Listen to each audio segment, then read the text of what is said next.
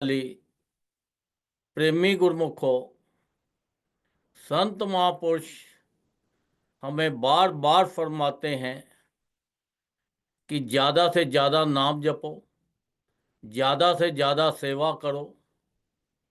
क्योंकि जितनी हम सेवा करेंगे, जितना ज़्यादा नाम जपेंगे, उतना ही वो हमें इस काबिल बना देंगे कि हम संसार में कहीं पे भी जाएं, हमारी हर जगह इज्जत मान हो, हमें संसार के भी सारे सुख मिले और परलोक के भी हमें सारे सुख मिले। अब देखो, नदी के किनारे एक पत्थर पड़ा था। नदी के किनारे एक पत्थर पड़ा था। उस पत्थर पर लोग जाते थे, बैठते थे, पानी में हाथ पांव धोते थे, करते थे, अपना आनंद लेते थे। उसी पत्थर पे धोबी जाता था और अपने कपड़े धो के लाता था। और उसी पत्थर पे छोटे छोटे बच्चे जाते थे, वो पानी के साथ खेलते थे। और दुनिया जाती थी, पत्थर पे बैठती थी, वो खूब एंजॉय लेती थी। एक बार एक शिल्पकार की निगाह उस पत्थर पर पड़ी। वो पत्थर को वहां से उठा के तो अपने स्थान पर ले गया। उसने उस पत्थर को छेनी और हथौड़े के साथ ऐसा तराशा कि उसके भगवान की उसने मूर्ति बना दी। और वो पत्थर जो था पूजने लायक हो गया। जो भी आए उसको पत्थर को पूजता था।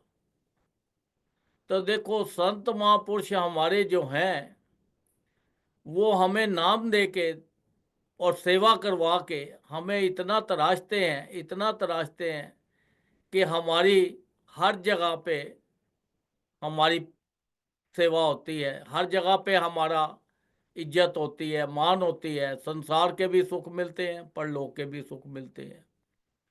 देखो, संत महापुरुष फरमाते हैं कि अगर आपके ऊपर कोई दुख आता है, कोई परेशानी आती है, तो आपने घबराना नहीं है। आपने सेवा करने से पीछे नहीं हटना, नाम जपने से पीछे नहीं हटना। क्योंकि ये जो संसार के अंदर जितना भी आपके ऊपर दुख परेशानी चीज़ें आती हैं, ये संत महापुरुष आपको तराशते हैं। वो इस काबिल बना देते हैं कि आप कितना भी कठिन समय आए, फिर भी आप नाम जपते रहे। क्योंकि देखो, जैसे एक छोटा बच्चा होता है, वो स्कूल जाता है, वो स्कूल जाने से मना करता है क्योंकि उसका पढ़ाई में दिल नहीं लगता। अब बार बार उसको धक्के से उसके माँ बाप भेजते हैं और जोर भी लगाते हैं, डांट भी पड़ती है कि चल भाई पढ़ पढ़ पढ़। उसको खूब पढ़ाते हैं, लिखाते हैं। तो बड़े होके देखो, वो एक बहुत बड़ा ऑफिसर बन जाता है, एक साइंटिस्ट बन जाता है। क्योंकि जो शुरू के अंदर तकलीफ भोग लेते हैं, वो सारा जीवन अपना आनंद लेते हैं। जो बच्चे पढ़ते नहीं हैं, वो शुरू में अपना इधर इधर घूमते रहे, आनंद लेते रहे। उनके पेरेंट्स ने उनका ख्याल नहीं किया, वो कहते हैं बच्चे हैं, कोई बात नहीं, बच्चे हैं, मौज लेने दो। तो वो सारी जिंदगी उनकी ऐसे ही कटती है। तो ऐसे ही संत महापुरुष हमें बार बार जोर देते हैं, अभ्यास करो, अभ्यास करो, अभ्यास करो हर वक्त। क्योंकि उन्होंने देखो हमारे लिए सत्संग आश्रम इतने बना दिए हैं, साधन इतने बना दिए हैं कि वो कहते हैं बार बार सत्संग सुनो। क्योंकि जितना आप सत्संग सुनोगे, उतने आपके विचार अच्छे होते चले जाएंगे। आपको ये महसूस हो जाएगा, पता चल जाएगा कि संसार क्या है। क्योंकि जो संसार देखने में बहुत खूबसूरत है, बहुत अच्छा लगता है, पर संसार एक दुखों का सागर है। तो इसलिए संत महापुरुष फरमाते हैं कि जो नाम आपको दिया है, ये दुखों के सागर से आपको पार लगा देगा। आपकी 84 लाख कट जाएगी। ये जो संसार है, हम कहते हैं कि देखो हमें धन दौलत मिल जाए, हमें संसार की चीज़ें मिल जाए, हमें और कुछ मिल जाए तो हम सुखी हो जाएंगे। तो इससे हमें सुखी नहीं मिलता, हमें फीलिंग होता है। अब देखो कि आप संसार के अंदर जब घूमते हो, कहीं परदेश जाते हो, तो आपको कितना आनंद आता है। क्योंकि आप थोड़े से टाइम के लिए वहाँ गए होते हो और आपको कोई भी चीज़ अपनी फीलिंग नहीं होती। आप तो यही सोचते हो कि देखो हम परदेश में आए हैं, यहाँ का आनंद लेना है। आप वहाँ का आनंद लेते हो, मौज मस्ती मारते हो, खूब अपना करते हो, फोटोएं खिंचाते हो, वीडियो बनाते हो और कई कुछ करते हो आप। तो ऐसे ही ये जो संसार है, ये संसार आपके सुखों के लिए बनाया है। ये आप इसके सुख भोगो, सो इसका एंजॉय करो, इसको अपना मत समझो, इससे प्यार मत करो। ये सोचो कि हम थोड़े से टाइम के लिए आए हैं, तो हमें सबके लिए अच्छा सोचना है, अच्छा करना है, किसी की निंदा चुगली नहीं करनी और ज़्यादा से ज़्यादा भजन करना है और संत महापुरुषों का हुक्म मानना है। जो उन्होंने उनके बनाए हुए नियम हैं, वो नियमों का पालन करना है। श्री आरती, पूजा, सत्संग, सेवा, सिमरन और ध्यान जो श्रद्धा सहित करे, निश्चय हो कल्याण। संत महापुरुष फरमाते हैं कि जिस परिवार के अंदर ये 5 नियमों का पालन होगा, वहाँ पे संसार के सारे सुख अपने आप चले आते हैं। वहाँ पे दुखों का नाश हो जाता है। संसार के दुख उनको नहीं आते, शारीरिक दुख नहीं आते। अगर आते भी हैं तो ऐसे कट जाते हैं जैसे सपने में कट जाए हों। क्योंकि ये जितने भी दुख और सुख, ये जो भी चीज़ है, ये सब हमारे कर्मों के मुताबिक है।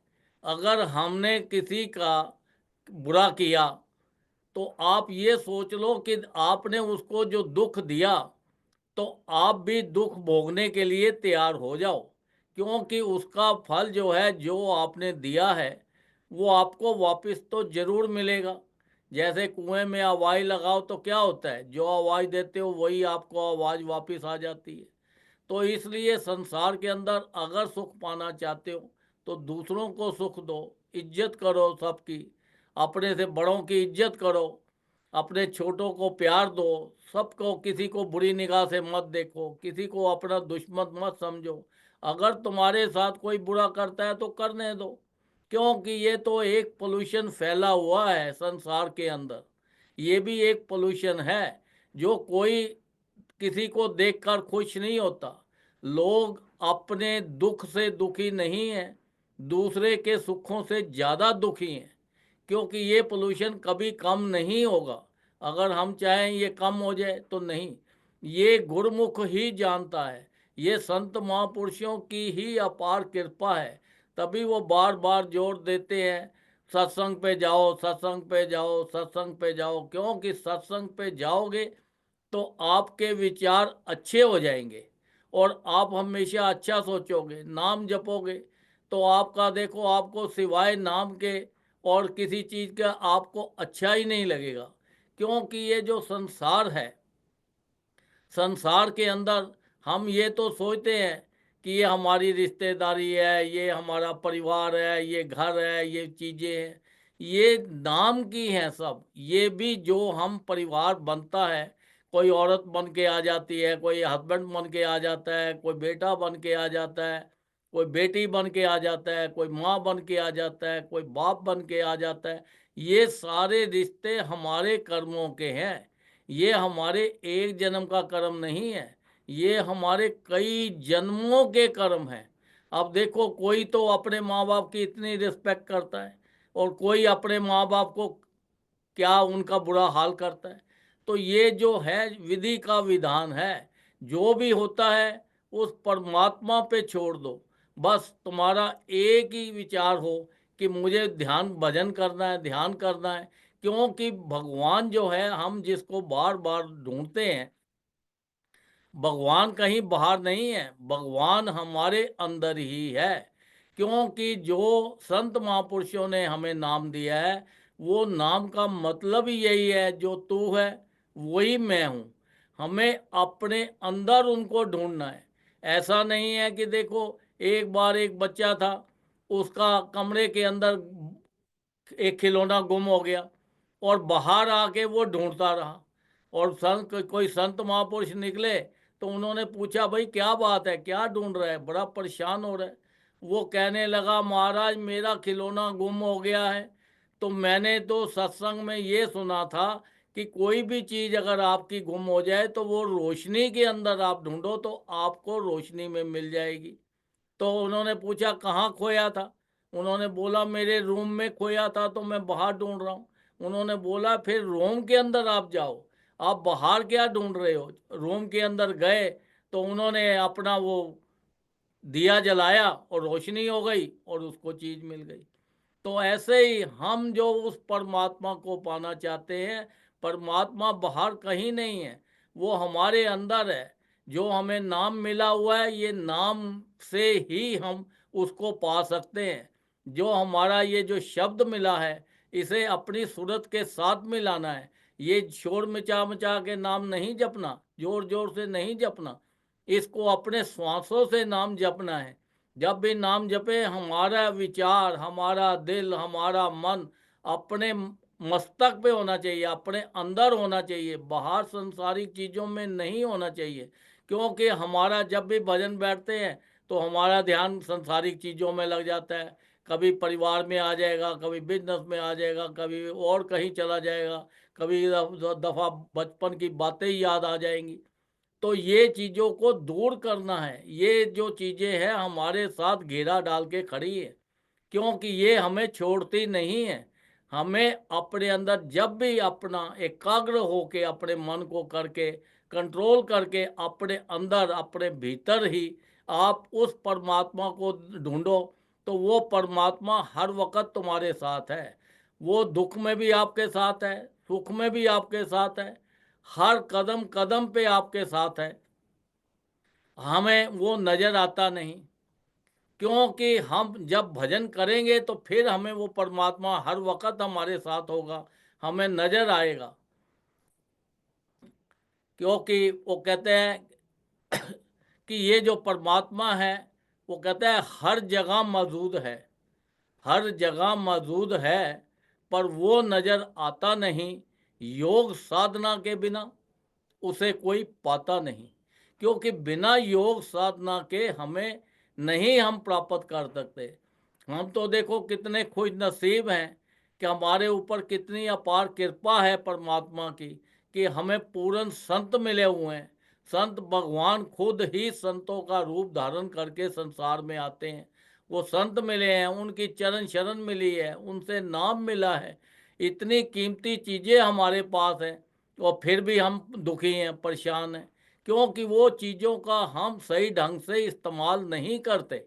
अगर हम उनका सही ढंग से इस्तेमाल करें तो हमें संसार में हमेशा हर वक्त हम खुश ही खुश रहेंगे। हमें पता लग जाएगा संसार में ना कोई दुख है ना सुख है। जो अपने अंदर जाकर जब भजन करते हो, तुम्हारा भजन का जो आनंद अंदर आएगा, जो अमृत तुम्हें मिलेगा, वो बाहर कहीं नहीं मिल सकता।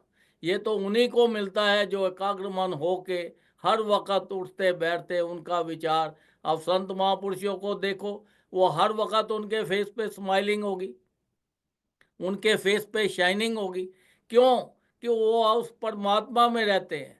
तो उनको यही पता है कि संसार के अंदर ना कोई सुख है ना कोई दुख है, ये तो हमारी एक फीलिंग है। जितनी भी हम फीलिंग करेंगे जिस तरफ, उस तरफ ज़्यादा भाग जाएगी।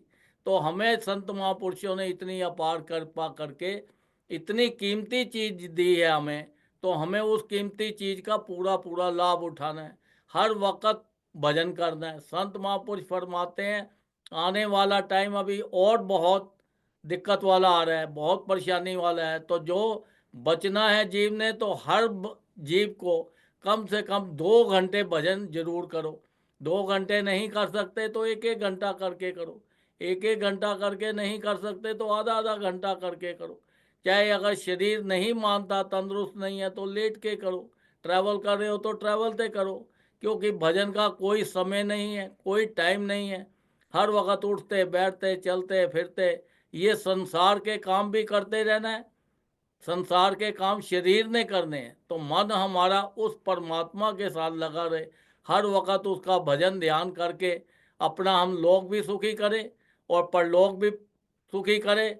और संत महापुरुषों को भी प्रसन्नता होगी कि देखो ये हमारा शिष्य है, हमारे पास आया था, अब ये दुखों से छूटकर उस सचखंड को जाएगा। जाना तो सभी ने है। तो इसलिए ये संसार के अंदर जो हमारे जो रास्ता है, जो चीज़ हमें मिली हुई है इतनी कीमती, उस चीज़ का पूरा पूरा लाभ उठाना है। ज़्यादा ज़्यादा भजन ध्यान आरती पूजा करके तो अपना संसार के भी सुख भोगने हैं और परलोक के भी सुख भोगने हैं। बोलो जयकारा, बोल मेरे श्री गुरु महाराज की जय।